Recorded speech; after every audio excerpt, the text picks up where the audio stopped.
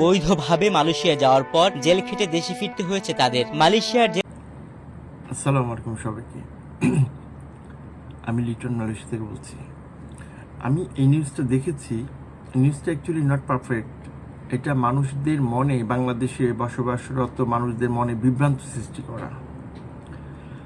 ওকে, আমি এক্সপ্লেন করার চেষ্টা করছি। এখানে আমরা যারা বাংলাদেশ থেকে বৈধভাবে আসি,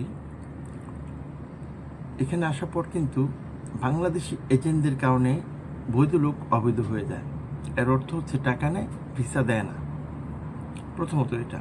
দ্বিতীয়ত, বাংলাদেশ থেকে ট্যুরিস্ট যারা আসে অবৈধ হয়ে যায়, তাদের কথা তো বাদই দিলাম, তারা তো সম্পূর্ণ শুরু থেকেই অবৈধ।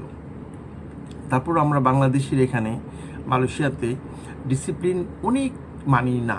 যেমন ধরুন কেএলসিসিতে গিয়ে ড্যান্স করে টিকটক তৈরি করা, কেএলসিসি ঝর্ণাতে গোসল করা। কিছুদিন আগে একটা ঘটনা ঘটেছে সুঙ্গাই বুলু, এক সুপার মার্কেটে এক বাংলাদেশি এক মেয়ের বুকে হাত দিয়েছে। তারপরে ইদানিং হয়েছে আপনার এক রেস্টুরেন্টে কাজ করে এক বাংলাদেশি এক মালয়েশিয়ান মেয়েকে সেক্সুয়ালি ইমপ্রেস করে।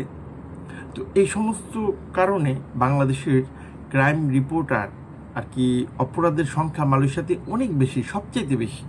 মালয়েশিয়াতে পাকিস্তানি আছে, নেপালি আছে, ইন্ডিয়ান আছে, কিন্তু বাংলাদেশিদের ক্রাইমের পরিমাণটা অনেক বেশি। এবং প্রত্যেক দিন ফ্লাইটে ট্যুরিস্ট ভিসায় মালয়েশিয়াতে লোক আসছে। এখানে ব্যাপারটা হচ্ছে কি, বাংলাদেশি যারা বেকার, আমি ফিল করি বেকার সমস্যাটা। বেকার যারা থাকে তারা মনে করে মালয়েশিয়াতে গেলেই টাকা আসবে, কিন্তু না, ধারণাটা একেবারে ভুল। তারপরে এখানে একটা কথা আছে, আপনার পারমিট যদি কুয়ালালামপুর থাকে, আপনার কোম্পানিতে আপনার কাজ করতে হবে। আপনি অন্যথায় কাজ করতে পারবেন যদি কোম্পানি আপনাকে রেকমেন্ড দেয়, কোনো লেটার দেয়, তাহলে আপনি পারবেন, আদারওয়াইজ পারবেন না। এটা সম্পূর্ণ অবৈধ। এই ক্ষেত্রে আপনাকে ধরে বাংলাদেশে পাঠিয়ে দেওয়ার ল আছে, নিয়ম আছে। তারপরও মালয়েশিয়ান সরকার এখন পর্যন্ত অব্যাহত আছে, এটা প্রায় 1 বছরের মতো আছে। এটা 500 টাকা জরিমানা দিয়ে আপনার সম্পূর্ণ অবৈধ লোকগুলো দেশে যাওয়ার একটা সুযোগ দিয়েছে। সেক্ষেত্রে আমরা কিন্তু অনেকেই যায় না। গিয়ে কি করব? কারণ আমরা টাকা ঋণ করে আসছি, জায়গা বিক্রি করে আসছি, আমাদের ঋণ, এই ঋণের পরিমাণটা কে শোধ করবে? সেক্ষেত্রে সম্পূর্ণ ভাগ্যের ব্যাপার। এখন ধরা যদি পড়ে, তাহলে এভাবেই এক কাপড়ের দেশে চলে যেতে হয়, জেল খেটে। No choice. আমিও একসময় 4 বছর মালয়েশিয়াতে অবৈধ ছিলাম। এটা সম্পূর্ণ ভাগ্যের ব্যাপার। আছে লক্ষ লক্ষ বাংলাদেশি আছে, তাদের কোনো সমস্যা হচ্ছে না, কারণ তারা ডিসিপ্লিনের মধ্যে যা করছে, ডিসিপ্লিনের মধ্যে করছে। আপনি যদি ডিসিপ্লিনের মধ্যে করেন, তাহলে ইমিগ্রেশন আপনাকে ধরবে না, পুলিশও ধরবে না, কেউ ধরবে না। এবং ডিসিপ্লিনের বাইরে গিয়ে যখন আপনি একটা কাজ করবেন, এটা চোখে পড়লে অবশ্যই আপনাকে অ্যারেস্ট করা হবে এবং দেশে পাঠিয়ে দেওয়া হবে। এখানে নতুন লোক আর পুরান লোক বলে কোনো কথা না। এখানে আমি পুরান লোক, আপনি হয়তো বা নতুন লোক, কিন্তু আপনি একটা অন্যায় করলে সেটা আমার উপরে আসবে, এবং আমি যদি একটা ভুল করি, সেটা যদি মিডিয়াতে প্রকাশ পায়, আপনার উপরে প্রভাবটা পড়বে। এখানে একটাই পরিচয় আমাদের, আমরা সবাই হচ্ছি বাংলাদেশি। এই মালয়েশিয়াতে লক্ষ লক্ষ বাংলাদেশি উইদাউট ড্রাইভিং লাইসেন্সে কিন্তু মোটরসাইকেল চালাচ্ছে, গাড়ি চালাচ্ছে। তো সেই ক্ষেত্রে অ্যাকসেপ্টযোগ্য, যদি আপনি মোটরসাইকেল চালান, গাড়ি চালান, যদি আপনাকে পুলিশে ধরে, আপনি 300 টাকা ফাইন দিতে হবে, আর বেশি কিছু না। কিন্তু আপনাকে দেশে পাঠানোর কোনো ল নেই।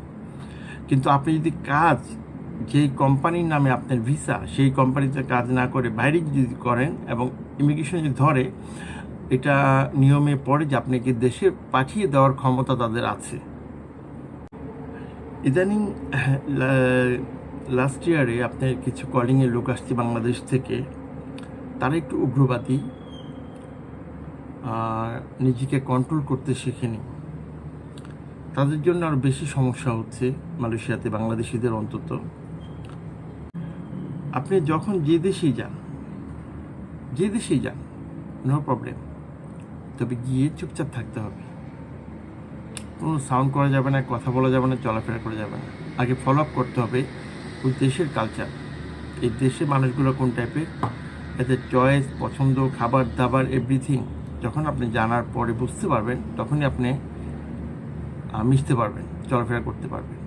যেমনটা আমি করেছিলাম। আমি এসে 6 মাস 8 মাসের মতো চুপচাপ বসেই ছিলাম, কোনো কথা বলিনি, বাইরে যাইনি। আগে বুঝতে হয়েছে আমাকে কালচার।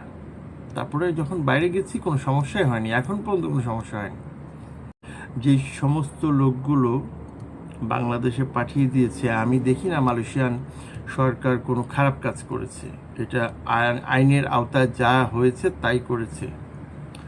তবে ক্যাম্পে 6 মাসের জায়গায় 8 মাস, 8 মাসের জায়গায় 1 বছর, খাবারের কষ্ট, মারধর, টর্চারিং, এই সমস্ত ব্যাপারগুলো আসলে অতিরিক্ত। কারণ ওরা জানে আমরা এখানে চুরি করতে আসিনি, আমরা আসছি টাকা ইনকাম করতে। কিন্তু এখানে ক্ষোভটা শুধু একটাই, প্রতিদিন বাংলাদেশে ফ্লাইটে করে মালয়েশিয়াতে হাজার হাজার বাঙালি এখন পর্যন্ত আসছে টুরিস্টে। এটা কিন্তু মালয়েশিয়ান সব লোকই জানে, বিশেষ করে মালয়েশিয়ান ডিসিপ্লিন যারা, ইমিগ্রেশন, পুলিশ, এরা কিন্তু সবাই জানে কী জন্য আসবে। স্বাভাবিক, তাদের হট টেম্পার হবেই, মিজাজ খারাপ হবেই। এবং এই ট্যুরিস্টগুলো পাঠায় আমাদের বাংলাদেশি এজেন্ট। একমাত্র বাংলাদেশের এজেন্টের জন্য আমাদের আজকে মালয়েশিয়াতে এই অবৈধ লোকের সংখ্যা এত বেশি এবং পরিস্থিতি এত খারাপ। এই বাংলাদেশি এজেন্টদের জন্য আর কিচ্ছু না। বৈধ লোকদের ভিসার কথা বলে টাকা নেয়, ভিসা লাগায় না।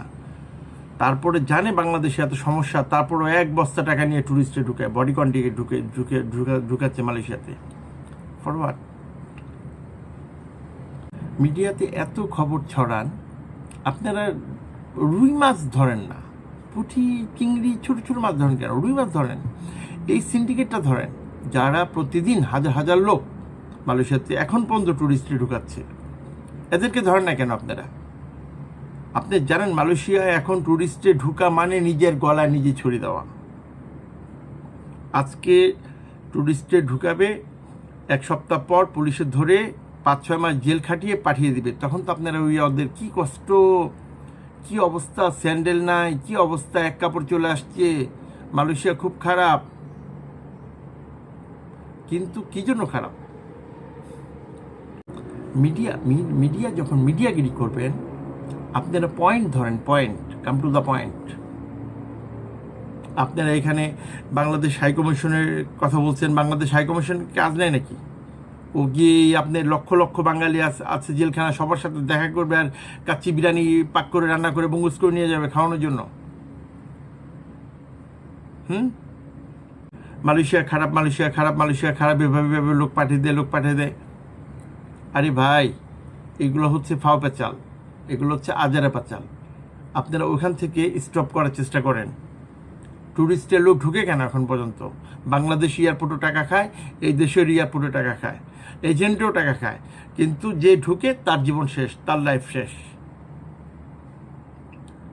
1 মাস, 6 মাস, 1 বছর পর যখন ওই লোকটাই কাঁদতে কাঁদতে এয়ারপোর্টে যাবে, তখন আপনারা ছবি তুলবেন, ভিডিও করবেন, ওদের স্টেটমেন্ট নেবেন, সাক্ষাৎকার নেবেন।